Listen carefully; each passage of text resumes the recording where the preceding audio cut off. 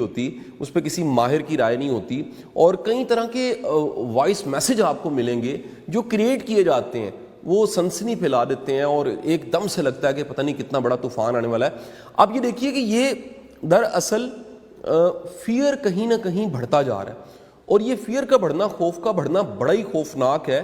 آپ فیئر پہ جا کے گوگل پہ سرچ کیجئے گا، کچھ چیزیں میں آپ کے ساتھ اس سکرین پہ بھی شیئر کروں گا۔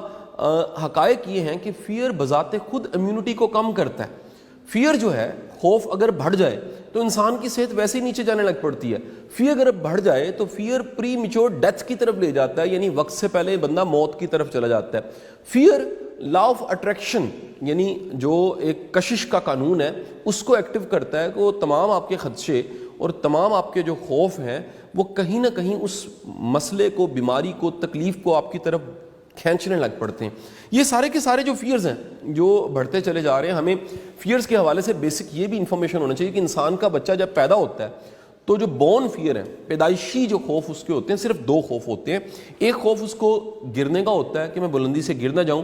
آپ کسی بچے کو پکڑیے، ایسے کر کے پکڑیے اور تھوڑا سا ایک دم نیچے کیجیے، پکڑے پکڑے میں، تو ایک دم سے دیکھیں گے اس کے چہرے پہ تبدیلی آئی ہے، اس کے جو ایکسپریشن ہے وہ بدلیں اور وہ رونے لگ پڑے گا، یا ایک دم اس کا سانس اکھڑنے لگ پڑے گا، کیونکہ بلندی سے گرنے کا خوف انسان میں بون خوف ہے، پیدائشی خوف ہے، یہ پیدا نہیں کیا جاتا، پیدائشی طور پہ موجود۔ دوسرا خوف اونچی آواز کا ہے، دھڑم کی آواز کسی کو بھی آتی ہے، وہ بچے کو، بڑے کو آتی ہے، تو ایک دم سے بندہ کانپتا ہے اور بندہ گھبرا جاتا ہے۔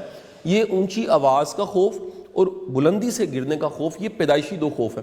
سائنس یہ کہتی ہے، سائیکالوجی یہ کہتی ہے کہ باقی سب کے سب خوف ہم سیکھتے ہیں، ہم لرن کرتے ہیں۔ ایک چھوٹے بچے کو موت کا پتہ نہیں ہوتا، آپ کسی چھوٹے بچے کے ساتھ وقت گزاریے، ممکن ہے وہ بچہ پوچھے آپ سے کہ پاپا مرنا کیا ہوتا ہے، موت کیا ہوتی ہے، قبر کیا ہوتی ہے، دنیا سے جانا کیا ہوتا ہے۔ ایک وقت کے بعد بندے کو یہ خوف اور یہ زندگی اور موت کی اہمیت کی سمجھ آتی ہے۔ زندگی کے کتنے ایسے خوف ہیں جو ہمیں انجیکٹ کیے جاتے ہیں، بھوت پریت کے، جن بابا کے، ٹیڑھی پہلوں والی چڑیل میں بچپن سے ڈھونڈ رہا ہوں، مجھے آج تک نہیں ملی۔ یہ کئی طرح کے خوف ہمیں ملتے ہیں اور یہ ساری زندگی ہمارے ساتھ چلتے ہیں۔ امتحانات میں فیل ہونے کا جو خدشہ ہے یہ بھی کہیں ساتھ چلتا ہے۔ میں ایسے لوگوں کو جانتا ہوں جو میچور ہو چکے ہیں، عمر ان کی بڑی ہو چکی ہے، اور کہیں ان کو امتحانات کا فیئر تھا، آج بھی ان کے خواب میں امتحان آ جاتے ہیں، حالانکہ فیئر بڑا پرانا ہے، زندگی میں وہ امتحان نہیں رہے، امتحانوں کی شکل بدل چکی ہے، میچور ہو چکے ہیں، زندگی گزار رہے ہیں، لیکن پرانے خوف ان کی جان نہیں چھوڑے۔ مجھے وہ ہاتھی کی مثال ہمیشہ یاد آتی ہے کہ ہاتھی کے پاؤں پہ جب وہ چھوٹا ہوتا ہے، بچہ ہاتھی، ایک زنجیر باندھی جاتی ہے اور وہ زنجیر کا دوسرا سرا ایک ہک کے قلعے کے ساتھ باندھ دیا جاتا ہے۔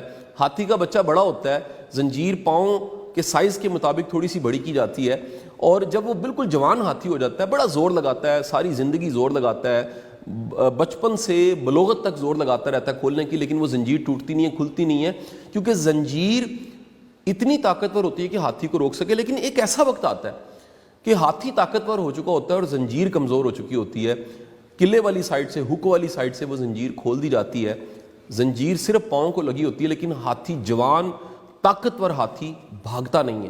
کیوں نہیں بھاگتا؟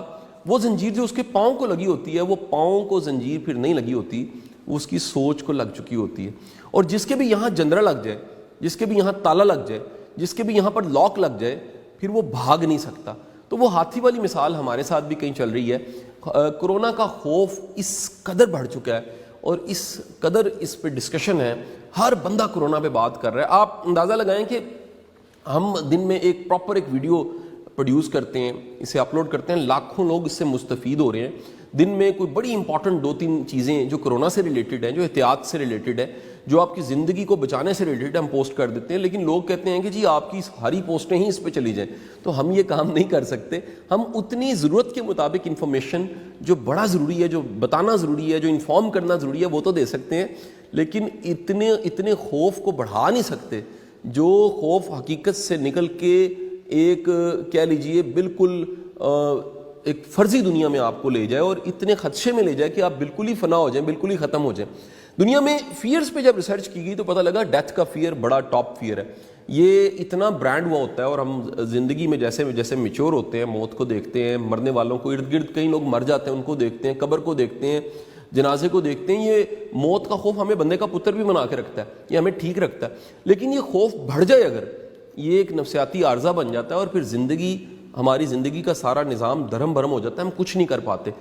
یہی حالت ہر طرف ہو رہی ہے، میڈیا کو دیکھ کے، اخبارات کو پڑھ کے، انفارمیشن، واٹس ایپ، ہر چیز کو سنتے سنتے دی مین ہو واز اے ہاسپٹل والی حالت پوری قوم کی بن چکی ہے. میں آپ سب سے گزارش کروں گا، آپ اگر احتیاط کر رہے ہیں، آپ اگر محتاط ہیں، آپ نے اپنے آپ کو اگر گھر تک پابند کیا ہوا ہے، غیر ضروری آپ نہیں نکل رہے، کوئی مریض ہے اس کے قریب آپ نہیں جا رہے، ہاتھ آپ نہیں ملاتے، چہرہ ڈھانپ کے رکھتے ہیں، اپنے آپ کو صاف ستھرا رکھتے ہیں، اپنے گھر کو صاف ستھرا رکھتے ہیں، تو خدا را پھر اللہ پہ چھوڑ دیجیے.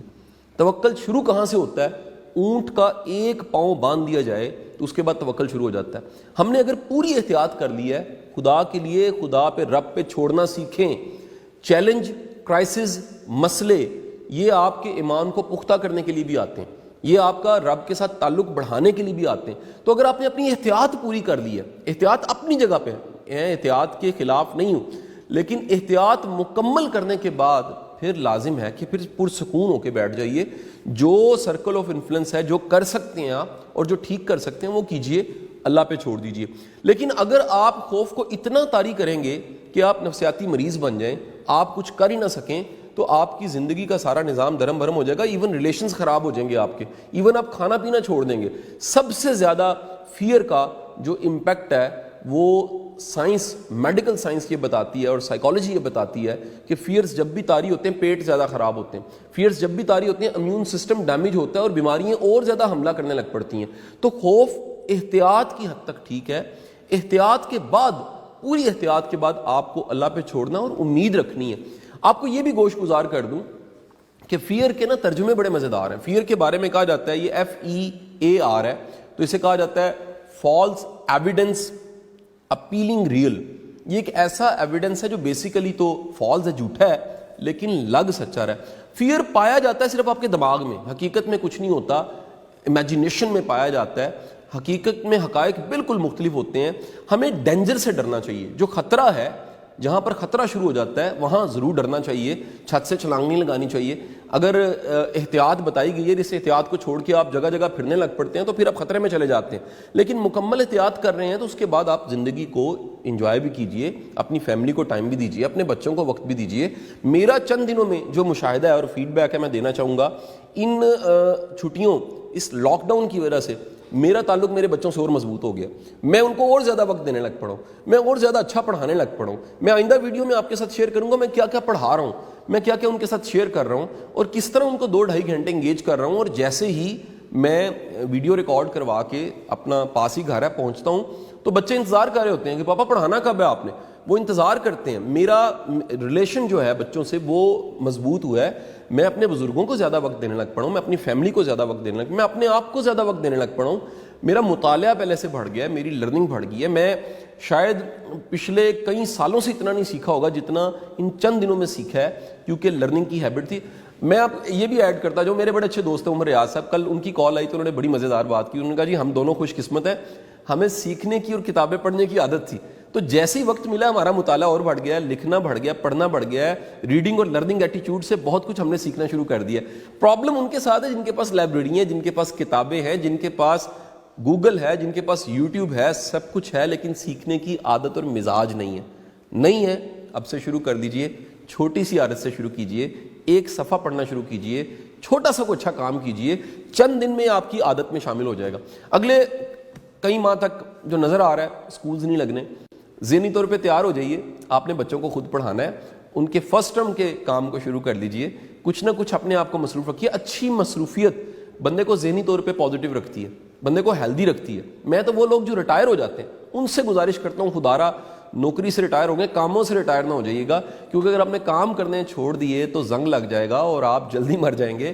صحت مند رہنے کے لیے مصروف رہنا بہت ضروری ہے اور ذہن کا مصروف رہنا بہت ضروری ہے. جس طرح آواز کی ایکو ہوتی ہے، میری یہ ایک ہم ریکارڈ کر رہے ہیں تو ہال میں بیٹھ کے ریکارڈ کر رہے ہیں تو میری آواز کی ایکو بھی اس میں ریکارڈ ہو جاتی ہے. اسی طرح آپ کے اندر کی بھی ایک ایکو ہوتی ہے.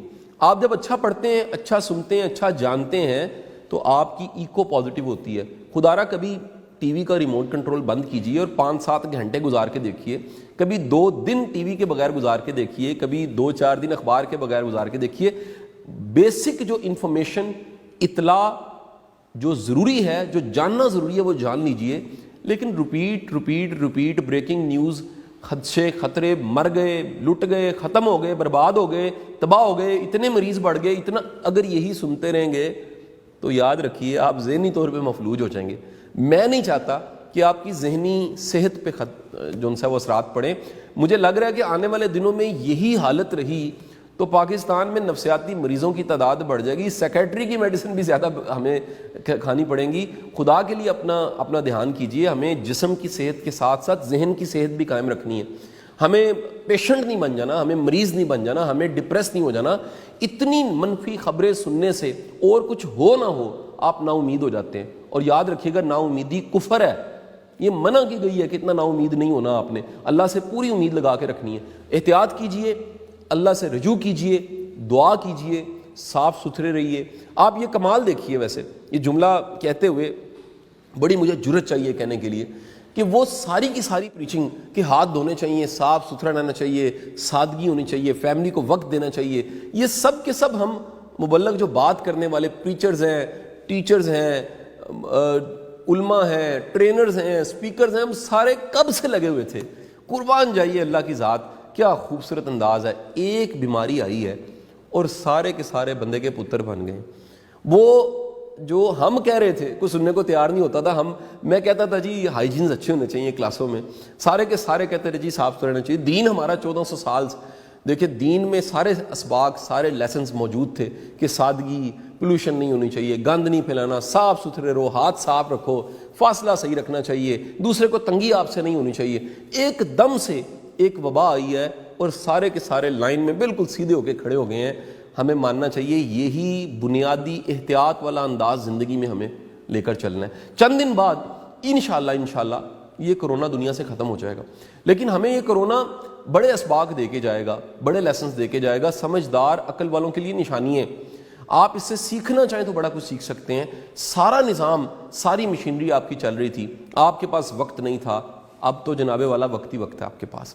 آپ کو لگ رہا تھا کہ میں مینیج نہیں کر سکتا۔ سب سے زیادہ میرے جیسے اسپیکر ٹرینرز کو جس ٹاپک پہ بلایا جاتا تھا ورک لائف بیلنس تھا، گھر کی زندگی، دفتر کی زندگی میں مینج کیسے کریں، ٹائم کیسے ڈیوائڈ کریں۔ حضور بڑا اچھا ورک لائف بیلنس ہو گیا، ورک ہے کوئی نہیں اور فیملی آپ کے پاس ہے، آپ اپنے رشتوں کو مضبوط کر سکتے ہیں، بچوں کو ٹائم دے سکتے ہیں، اپنے آپ کو ٹائم دے سکتے ہیں۔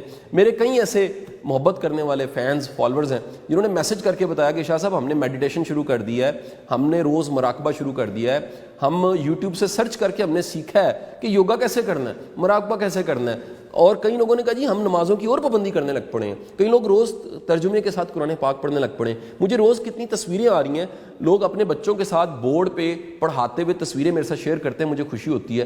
لوگ کتابوں کو انڈر لائن کر کے بھیجتے ہیں کہ ہم نے کتابیں شروع کر دی ہیں، لوگ ان موویز کی لسٹ بھیجتے ہیں کہ جی ہم نے نئی یہ موویز دیکھی، ان سے سیکھا بڑا کچھ ہے۔ تو آپ خدا را اپنی زندگی میں یہ جو ایک کرائسس کا ٹائم ہے اس میں رینیو کیجئے، لائف کو پریورٹی سیٹ کیجئے اور ذرا دیکھیے جانا کدھر ہے، آئے کہاں سے۔